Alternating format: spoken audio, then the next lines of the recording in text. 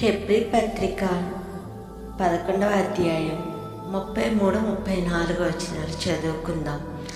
వారు విశ్వాసం ద్వారా రాజ్యములను జయించిరి, నీతి కార్యములను జరిగించిరి, వాగ్దానములను పొందిరి, సింహపు నోళ్లను మూసిరి, అగ్ని బాణములను చల్లార్చిరి, ఖడ్గదారను తప్పించుకొనిరి, బలహీనులుగా ఉండి బలపరచబడిరి, యుద్ధంలో పరాక్రమశాలులై అన్యసేనలను పారద్రోలిరి.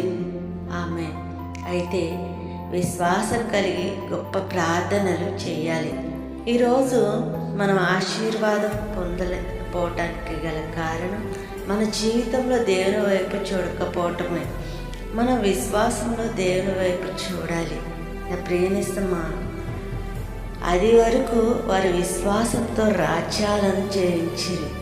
వారికి సైన్యం బలం ఉన్నా సరే దేవుని ఆదరణ లేనిదేమో నిమిత్త మాత్రం అని తెలిసి విశ్వాసంతో దేవుని వైపు చూసి యుద్ధంలో విజయాలను సాధించారు.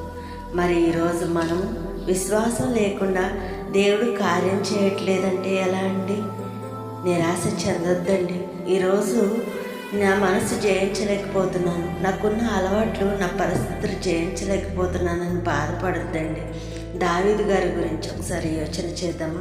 తన అన్నల ముందు బలహీనుడిగా ఉండి అడవిలో గొర్రెలు కాచుకుంటూ మౌనంగా దేవుని వైపు చూశాడండి.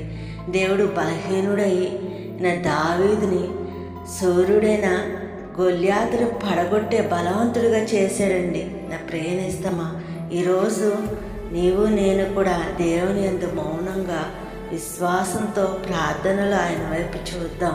మనకున్న అన్ని సమస్యల నుండి మహాశక్తిమంతుడైన దేవుని కృపను పొందుకునే విజయాలను సాధిద్దాం.